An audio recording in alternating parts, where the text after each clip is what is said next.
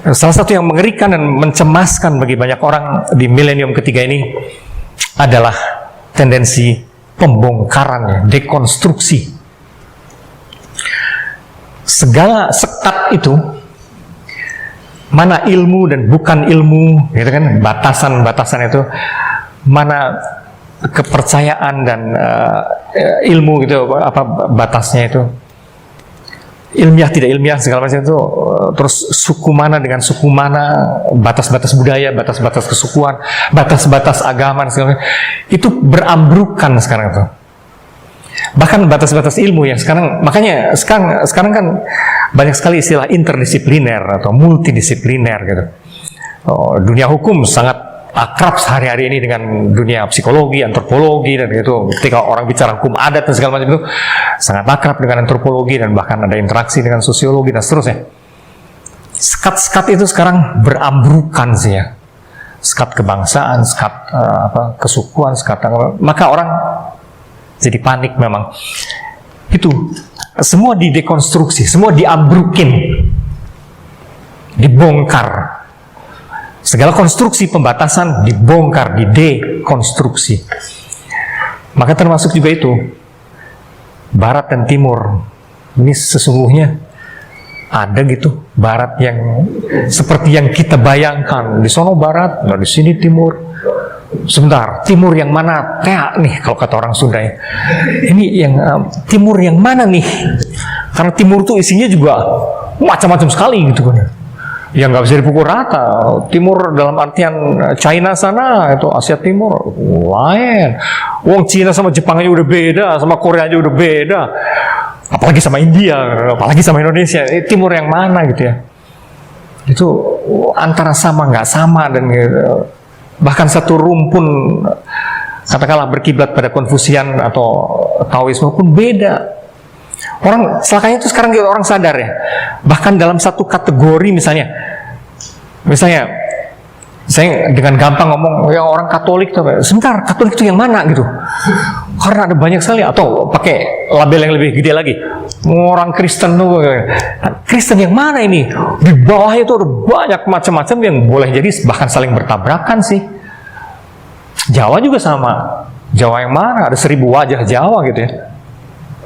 Ya. Itu ya, rekonstruksi segala batas memang sekarang kita dalam sistem kita ada namanya Anglo-Saxon, ada civil law, ada environmental, ada sosialis. Sekarang sudah amburan dulu diambrukkan dalam konteks ini. Ini yang saya lihat filsafat ini ada ketidakpastian, ya, ada ketidaktentuan, dan pendapat filosof dulu ya yang berkembang dari zaman Yunani ini kan macam-macam rupa. Nah sekarang ini digunakan dalam bentuk teori hukum yang akhirnya diimplementasikan dalam hukum positif. Nah, filsafat ini kan ada yang sifatnya radikal, yang terus-menerus sehingga dunia hukum kita menjadi tidak pasti. Ngawur sekarang. Mungkin apakah ditimbulkan dalam filsafat?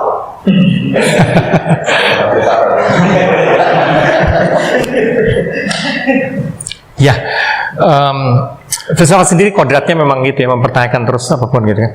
Dan dari sudut itu tidak pernah berhenti.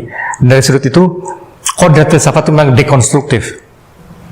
Hampir apapun bahkan pemikiran para filsuf yang terdahulu itu kan mestinya dianggap sebagai jawaban dong ya.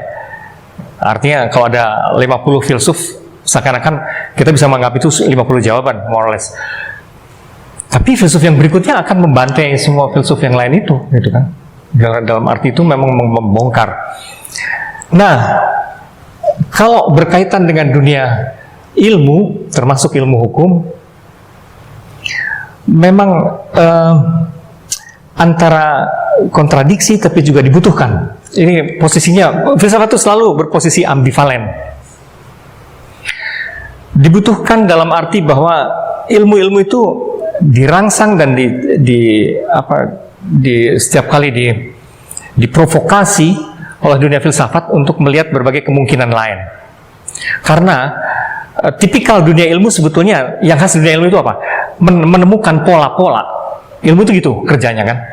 Sains itu mencoba menemukan pola baku gitu. Mengekstrak pola-pola dari hidup yang sebetulnya berubah dan sangat kompleks, tapi menyederhanakannya gitu ke dalam pola-pola. Sains itu gitu. Bahayanya adalah lantas sains ini kenyamanan dengan pola-pola itu. Jadi tidak bisa berubah. Padahal realitas ini kompleks dan berubah terus juga. Sehingga pola-pola yang dapat zaman dulu, rumus-rumus yang dapat zaman dulu boleh jadi pada masa tertentu menjadi tidak relevan. Dalam rangka itu, ilmu membutuhkan filsafat untuk memikirkan kembali dirinya setiap kali dalam konteks yang baru. Gitu. Misalnya, hukum positif bagaimanapun sebagai mazhab, ya sekarang apa disebutnya, diganggu terus oleh critical legal studies misalnya seperti itu. Gitu? Yang melihat hukum itu bukan sebagai barang jadi yang penting untuk kesinambungan masyarakat gitu, kepastian yang penting untuk kesinambungan masyarakat. Tidak. Critical legal studies justru melihat hukum itu setiap kali hanyalah akal-akalan untuk orang yang berkuasa gitu ya. Akal-akalan para penguasa, ini cuma kaki tangan atau alat dari kekuasaan. Maka kita terus-menerus mesti mengkritisi hukum itu sendiri. Tapi terus sebaliknya, reaksi dari kaum positivis, loh kalau gitu kapan ada kepastiannya gitu kan ya. Nah, tapi itu dilema abadi antara kepastian dan keadilan dalam dunia hukum, itu hampir dunia abadi. Tapi sekurang-kurangnya critical legal studies dan sebagainya itu yang menggunakan banyak dekonstruksi, itu penting untuk mengingatkan bahwa selalu ada dimensi lain dalam dunia hukum yang perlu diperhatikan, gitu loh. Tidak hanya kepastian gitu. Selalu ada banyak kepentingan lain yang mesti dilihat ulang dalam perkembangan zaman. Karena masyarakat jadi kompleks. Apalagi sekarang, yaitu tadi ketika pagar-pagar batas-batas masyarakat menjadi kabur gitu, banyak hal dalam hukum mesti dipikirkan kembali gitu. Soal hak paten gitu kan. Nah sekarang misalnya ketika semua orang bisa mendownload apapun misalnya kayak gitu ya, lewat internet gitu.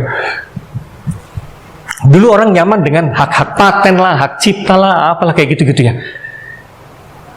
Sekarang ada kelompok masyarakat yang dengan sangat sadar, bukan mencuri, tapi membiarkan hak ciptanya segala macam diambilin suka-suka.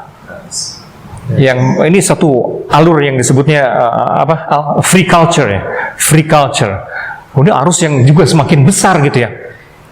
Kita mau menciptakan di mana kita ini kehidupan yang saling men-share tanpa peduli sama ini ya, karena berbagi itu sendiri sudah bernilai gitu. Tapi kelompok yang memegang hak cipta terus ini, nggak bisa kayak gitu. Nah sekarang beradu gitu ya. Nah di situ hukum mau nggak mau juga harus memikirkan kembali sebenarnya gimana ini ya. Zaman bergerak dan makin kompleks, makin rumit ya. Oke, jadi kembali ke sini, salah satu manfaat adalah memupuk kemandirian sikap dan pemikiran dari filsafat itu. Yang kedua,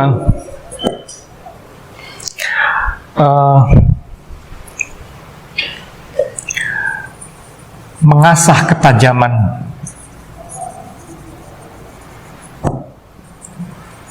untuk memilah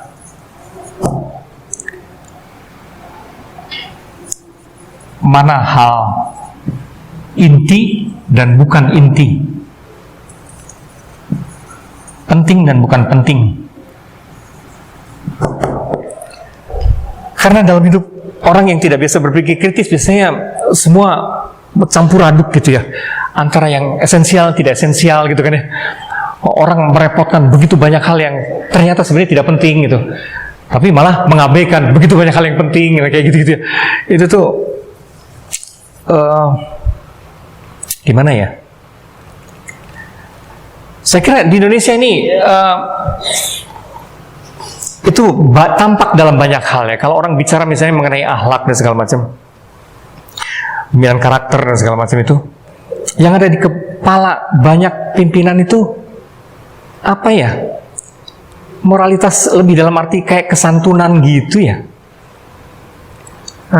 Artinya orang atau repot dengan hal-hal yang sebetulnya tidak mendasar ya. Kalau orang bicara akhlak misalnya, orang terus repot menutupi situs porno gitu kan ya, yang gitu-gitu. Terus menyensorin apapun kayak gitu. Terus yang sebetulnya dalam hal tertentu itu agak remeh-temeh. Gitu. Karena apa? Sementara problem korupsi misalnya gitu ya, problem korupsi dalam berbagai hal, bukan hanya korupsi duit ya, tapi korupsi juga jabatan, korupsi, aneka jenis korupsi. Bahkan akhirnya korupsi spiritual, gitu ya. Bagaimana spiritual, kehidupan spiritual dimanipulasi dan segala macam itu dalam banyak hal. Itu jauh lebih mendasar sebetulnya dalam hal akhlak, gitu kan. Itu yang sebenarnya harus dipikirkan jauh lebih serius sebetulnya, gitu kan ya. Bukan yang perental-perentil begituan itu, gitu.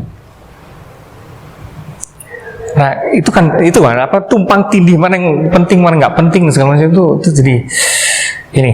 Nah, filsafat dalam hal itu sebenarnya melatih sensibilitas kita untuk melihat ini esensial tidak esensial sih sebenarnya, mana pokoknya gitu, kayak gitu.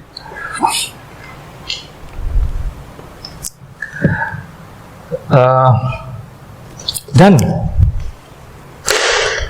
ketiga,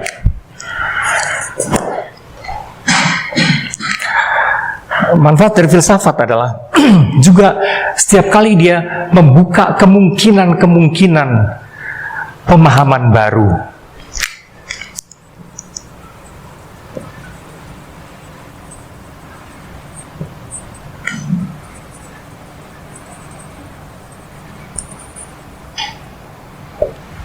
Membuka kemungkinan pemahaman baru. Karena tadi seperti saya pernah bilang, untuk persoalan-persoalan hidup ini selalu ada berbagai jawaban yang sama-sama masuk akal gitu ya. Yang masuk akal. Jawaban yang saling bertentangan semua masuk akal. Misalnya satu contoh.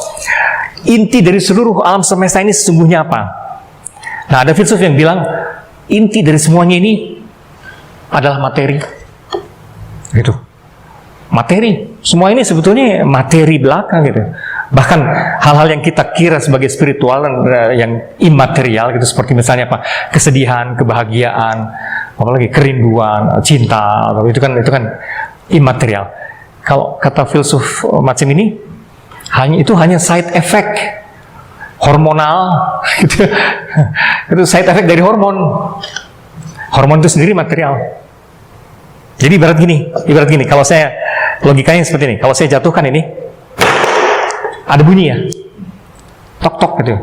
Bunyi itu tidak sangat real. Yang real itu benturan benda ini dengan benda ini. Itu yang real. Bunyi itu hanyalah side effect dari benturan ini. Nah, itu juga sama. Kesedihan, kerinduan itu side effect dari hormon gitu. Bahkan saleh, baik, bermoral segala macam, atau jahat, buruk, itu juga efek aja dari kalau Anda diganti hormon, betapapun tadinya Anda seorang yang saleh, suci, jadi bejat dan jahat juga bisa gitu ya. Persis seperti kalau Anda yang maco gitu diganti hormon jadi bencong juga bisa. Gitu. Nah, itu yang berpandangan bahwa seluruh alam semesta ini material memang seperti benar juga gitu loh. Dari satu sisi itu masuk akal. Tapi nanti ada filsuf lain lagi, kebalikannya persis. Alam semesta dan kehidupan ini sebetulnya intinya adalah spiritual atau imaterial, bukan materi. Yang materi itu hanya manifestasi dari yang bukan materi, yaitu ruh, energi, atau apapun lah ya, yang pada dasarnya bukan materi. Ini hanya tampilan saja. Persis seperti balok es itu hanya tampilan dari apa? Kan air juga bisa menghablur, ya bisa hilang ya. Aslinya hilang, cuma dalam kondisi tertentu dia menjadi air, menjadi es, memadat. Jadi seluruh tampilan ini juga sebenarnya cuma konfigurasi pemadatan dari yang sebetulnya energi belaka. Itu juga benar kan? Itu menarik gitu. Artinya gimana itu ya? Itu susah ya, gimana? Apalagi filsuf-filsuf yang brilian itu menalarkannya itu memang juga brilian sekali dan mendalam sekali, sehingga kalau kita membaca buku-buku mereka tuh sulit untuk tidak terhasut gitu ya. Wah, ini bener ya. Tapi nanti baca yang lain bener gitu. Gitu. Dalam hal itu filsuf-filsuf besar tuh benar-benar pengalaman yang luar biasa. Energi pemikirannya yang luar biasa. Nah, tapi kalau ada 50 filsuf atau 1000 filsuf, memang ada 1000 pendapat juga.